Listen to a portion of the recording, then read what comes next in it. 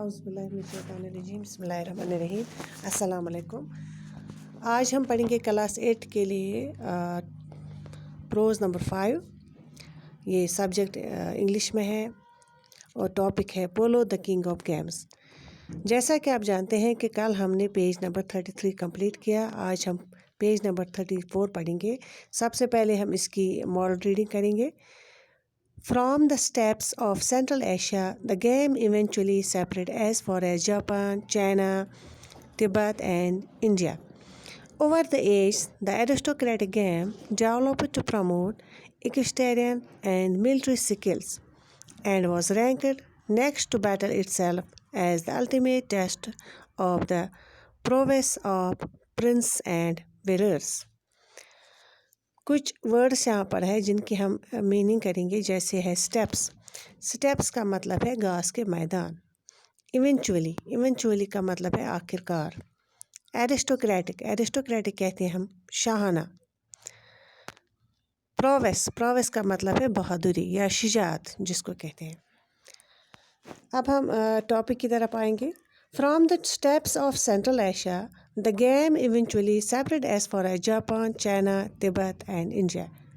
यानी जो ये पोलो का गेम था, ये खेल जो था, ये वस्ती एशिया के घास के मैदानों से शुरू होकर खेल आखिर में जापान, चीन, तिब्बत और हिंदुस्तान तक फैल गया। Over the ages, the aristocratic game developed to promote equestrian and military skills. और इस अरसे के दौरान इस शाहाना खेल को फ़रोग़ देकर घुड़सवारी और फ़ौजी महारत की तरक्की के लिए इस्तेमाल किया गया।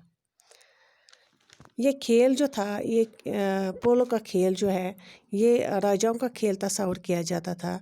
और इस अरसे के दौरान इस खेल को, इस शाहाना खेल को फ़रोग़ देकर इसको फिर घुड़सवारी और फ़ौजी महारत की तरक्की के लिए इस्तेमाल किया गया। And was ranked next to battle itself as the ultimate test of the prowess of prince and warriors.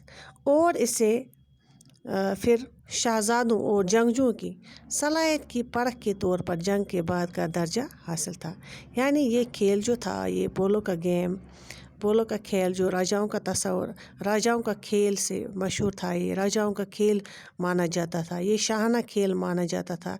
और ये शाहाना खेल जो था, ये वस्ती एशिया के से शुरू होकर, वहाँ के घास के मैदानों से शुरू होकर ये खेल जो है, ये फिर जापान में, फिर चीन, फिर तिब्बत और धीरे धीरे फिर हिंदुस्तान तक फैल गया।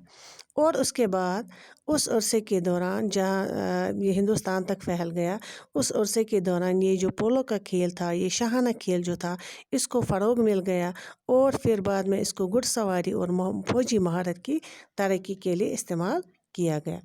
और ये खेल जो था, ये पोलो का खेल, इस खेल को शहज़ादों और जंगजुओं की सलाहियत की परख के तौर पर जंग के बाद का दर्जा हासिल था। यानी ये खेल जो था, ये एक तो जंगजुओं की सलाहियत के लिए और शहज़ादों की सलाहियत की परख के तौर पर इसको जंग के बाद का दर्जा हासिल था। यानी ये खेल जो था, ये बहुत मकबूल खेल था। इसलिए ये खेल जो था, ये फिर एशिया से शुरू होकर जापान, चीन, तिब्बत और हिंदुस्तान तक फैल गया और उससे बहुत ज़्यादा मकबूलियत हासिल हुई। और ये फ़ौजी और महारत के तौर पर और घुड़सवारी के तरक्की के तौर पर इस्तेमाल इसको किया गया। और फिर इस खेल से शहज़ादों और जंगजुओं की सलाहियत का परख देखी गई। यानी उनकी परख के तौर पर इसको फिर जंग के बाद का इसको दर्जा हासिल हुआ। और इससे हमें पता चला ये खेल जो था, ये कितना मशहूर हो गया, ये कितना मकबूल हो गया।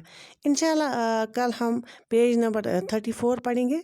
आज के लिए हम इतना ही काफ़ी है। अल्लाह हाफ़िज़।